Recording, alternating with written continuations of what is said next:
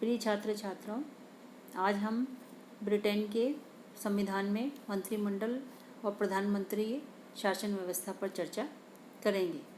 कि इससे पूर्व के जो व्याख्यान है उसमें हमने ब्रिटिश औपचारिक जो वहाँ पर संसदात्मक शासन प्रणाली में जो औपचारिक कार्यपालिका है उस पर विचार किया था।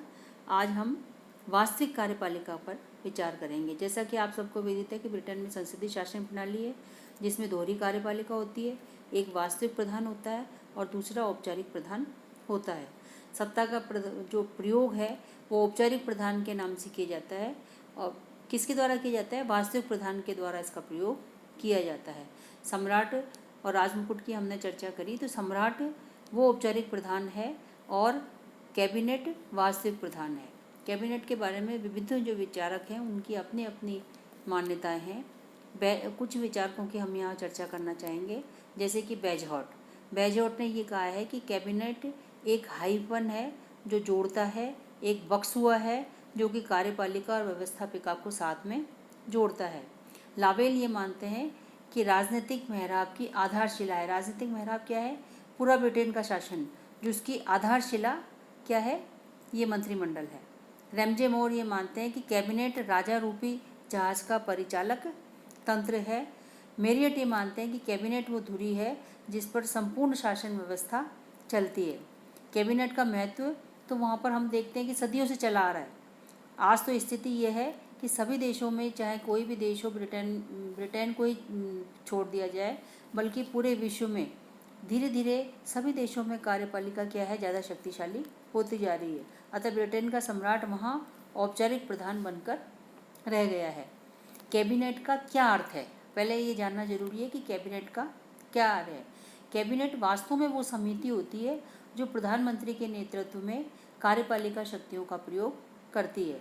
लोक सदन में बहुमत दल का नेता प्रधानमंत्री बनता है और वो मंत्रियों की नियुक्ति करता है, जिससे मंत्रिमंडल का निर्माण होता है। ब्रिटेन में मंत्रिमंडल का उदय और विकास की एक लंबी कहानी है कि ब्रिटेन में जैसे जैसे क्योंकि ब्रिटेन का संविधान कैसा संविधान है? ब्रिटेन का संविधान विकसित संविधान है। ऐसी स्थिति में वहाँ पर मंत्रिमंडल भी एक विकसित संस्था ही है। सबसे पहले यदि हम देखें एंग्लो सैक्सन काल में, कि एंग्लो सैक्सन काल में एक संस्था हुआ करती थी विटनेस मोड और क्यूरिया रेजिस। तो उनके द्वारा वो धीरे धीरे वो संस्थाएं ऐसी थी जो राजा को परामर्श देने का काम करती थी और धीरे धीरे ये काम फिर प्रिवी परिषद के पास में आ गया। प्रिवी परिषद धीरे धीरे बड़ी संस्था बन गई। तो ऐसी स्थिति में राजा ने अपने सहयोगियों और मित्रों से परामर्श लेना शुरू कर दिया। इसको जिससे राजा परामर्श लेता था उसको कबाल कहा गया। ये संस्था कई वर्षों तक चलती रही और इसे ही धीरे धीरे हम क्या मानते हैं? कैबिनेट की जननी मानते हैं। चूँकि कबाल एक ऐसी संस्था थी जिसका निर्माण राजा ने किया था, तो ऐसी स्थिति में वो संसद के प्रति उत्तरदायी नहीं होती थी, बल्कि वो सम्राट के प्रति उत्तरदायी होती थी। तो ऐसी स्थिति में धीरे धीरे उस कबाल के प्रति संसद में जैसे जैसे लोकतंत्री शासन व्यवस्था वहाँ विकसित हुई, वैसे वैसे उसके प्रति शंकाएं उत्पन्न होने लगी। लेकिन ऐसी स्थिति में लोगों ने धीरे धीरे उसका विरोध करना शुरू कर दिया। लेकिन फिर भी ये संस्था लघु समिति के रूप में समय के साथ साथ में विकसित होती गई। अब इस संस्था में मंत्रिमंडलीय उत्तरदायित्व है वो धीरे धीरे आया। वो मंत्रिमंडलीय उत्तरदायित्व इस रूप में आया कि पहले जो मंत्री जिनकी नियुक्ति राजा करता था कबाल में, वो मंत्री अपनी कार्यों और नीतियों के प्रति सम्राट के प्रति उत्तरदायी होते थे। ये धीरे धीरे किसके प्रति उत्तरदायी होने लगे? संसद के प्रति उत्तरदायी होने लगे। और ये बात संसद में चार्ल्स द्वितीय जो राजा हुआ करता था उसके समय में डेनबी पर महाभियोग लगाकर संसद ने ये शक्ति धीरे धीरे प्राप्त कर ली।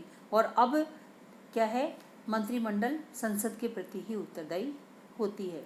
और मंत्री और संसद के संबंध भी धीरे धीरे तब अच्छे होने लगे जब मंत्री संसद में से चुने लाने लगे। समय के साथ साथ में जिस दल को बहुमत मिला, मंत्रिमंडल का निर्माण उसी के द्वारा किया गया। समय के साथ साथ में मंत्रिमंडलीय शासन प्रणाली की एक और प्रणाली वहाँ विकसित हुई कि प्रधानमंत्री पद का उदय हुआ। कि सम्राट रानी एन के समय तक तो सम्राट मंत्रिमंडल का निर्माण करता था, मंत्रिमंडल की अध्यक्षता किया करता था। लेकिन हैनोवर वंश में हम देखते हैं ब्रिटेन में कि हैनो वंश के राजाओं को न तो ब्रिटिश राजनीति में रुचि थी और न ही उनको अंग्रेजी आती थी। तो ऐसी स्थिति में धीरे धीरे उन्होंने मंत्रिमंडल की बैठकों में भाग लेना बंद कर दिया और अपनी तरफ से एक व्यक्ति को नियुक्त किया जो कि उसकी जगह संसद में उनका प्रतिनिधित्व कर सके, मंत्रिमंडल में उनका प्रतिनिधित्व कर सके। वालपोल वो पहले व्यक्ति थे जिनको कि सम्राट ने नियुक्त किया और ये माना जाता है कि ब्रिटिश राजनीति में वालपोल पहले प्रधानमंत्री रहे। 17वीं शताब्दी तक आते आते ब्रिटेन में हम देखते हैं कि मंत्रिमंडलीय शासन प्रणाली की सारी विशेषताएं धीरे धीरे उसमें आने लगी थी। मंत्रिमंडलीय शासन प्रणाली की क्या क्या विशेषताएं होती हैं?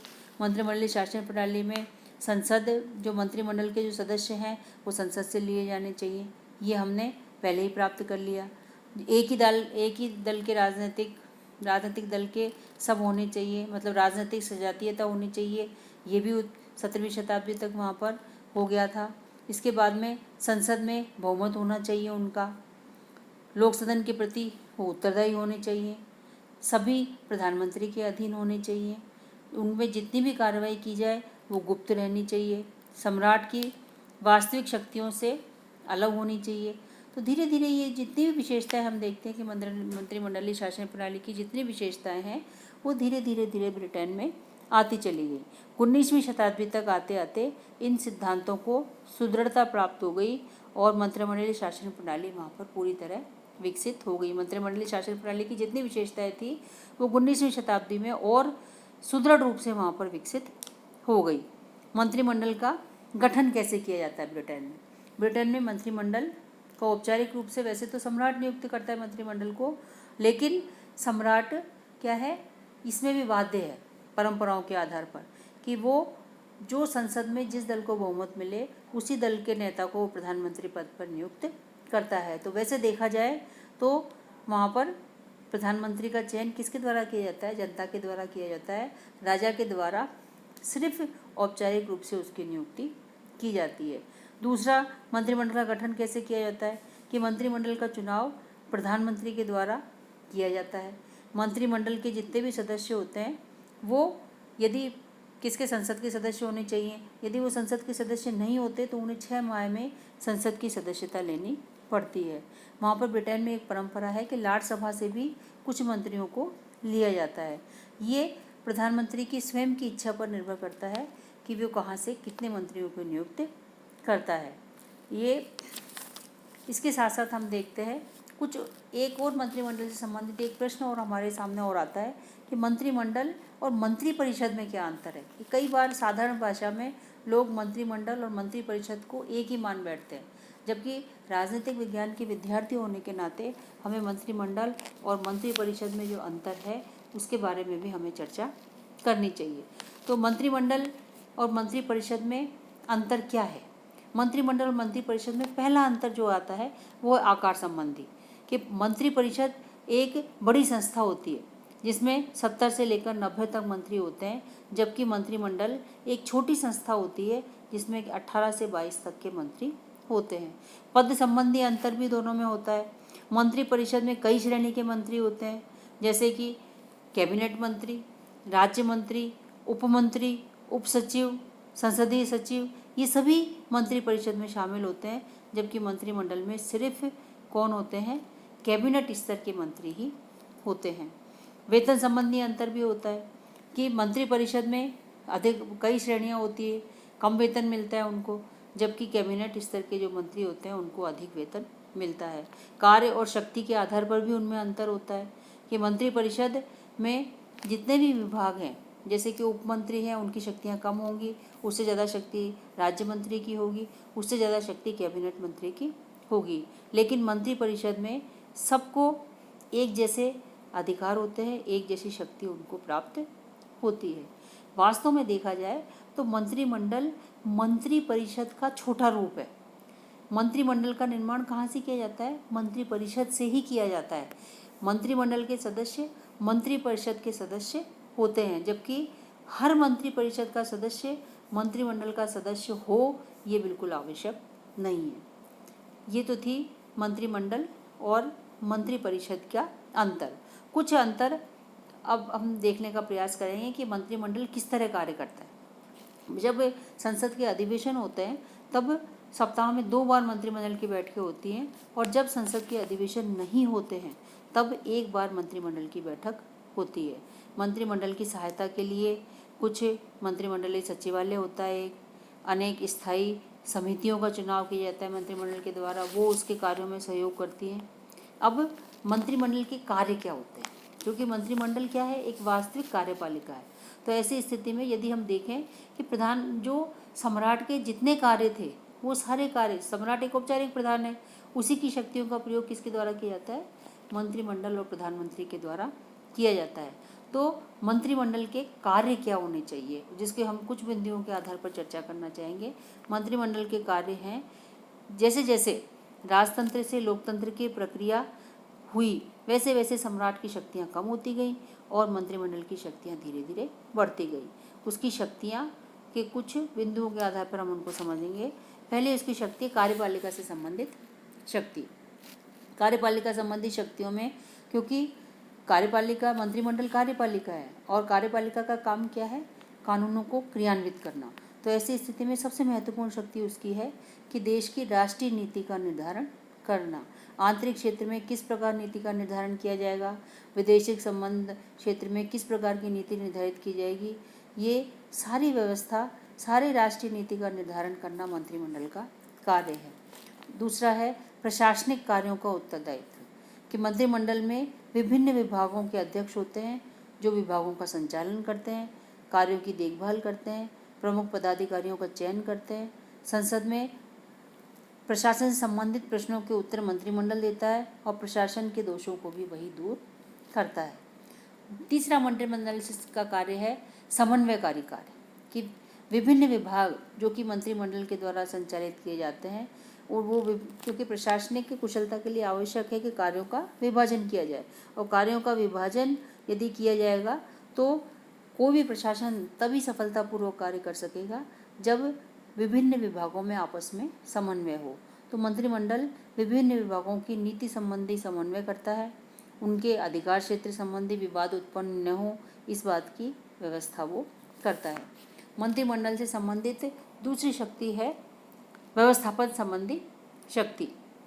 संसदीय शासन प्रणाली में कार्यपालिका और व्यवस्था के संबंध में विधि निर्माण का काम भी मंत्रिमंडल के द्वारा किया जाता है, जैसे संसद की बैठकें बुलाना, स्थगित करना, विघटित करना, ये सब मंत्रिमंडल की स्वीकृति से ही होते हैं। दूसरा उसका कार्य है सम्राट द्वारा मंत्री जो भाषण पढ़ा जाता है संसद के अधिवेशन के समय, वो भी मंत्रिमंडल के द्वारा तैयार किया जाता है।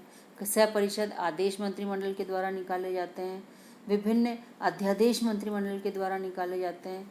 हर चीज़ में विभिन्न जो सरकारी विभाग हैं जो विभिन्न विधेयकों का प्रारूप तैयार करते हैं, उनको मंत्रिमंडल अंतिम स्वीकृति देता है।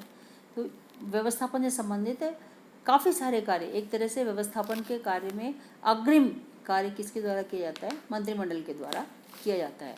मंत्रिमंडल के कुछ वित्तीय कार्य भी होते हैं, जैसे बजट का निर्माण करना, संसद में स्वीकृत कराना उसको, वित्त मंत्री बजट तैयार करता है, कर अनुदान की मांग, कोई कटौती प्रस्ताव यदि संसद में आता है तो मंत्रिमंडल के बिना नहीं जा सकता, मतलब मंत्रिमंडल स्वीकार करेगा तो ही कटौती प्रस्ताव संसद में जाएगा, नहीं तो नहीं जाएगा। अन्य कुछ मंत्रिमंडल से संबंधित कुछ अन्य कार्य भी होते हैं, जैसे राजा द्वारा क्षमा के विशेषाधिकार का प्रयोग करना, ये मंत्रिमंडल के द्वारा मंत्रिमंडल के परामर्श से ही किया जाता है। विभिन्न सम्राट जो विभिन्न उपाधियों का वितरण करता है, वो भी उसमें भी मंत्रिमंडल की स्वीकृति होती है।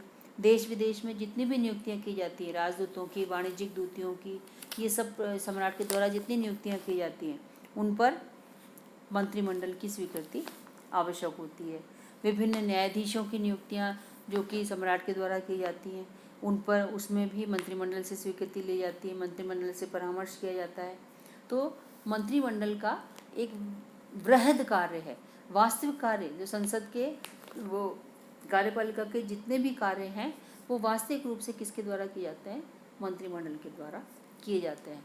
अब हम अपने अगले व्याख्यान में ये देखने का प्रयास करेंगे कि कार्यपालिका और संसद का परस्पर संबंध क्या होता है, क्योंकि संसदीय शासन प्रणाली में क्या है कि आवश्यक है कि कार्यपालिका और व्यवस्थापिका का परस्पर संबंध है।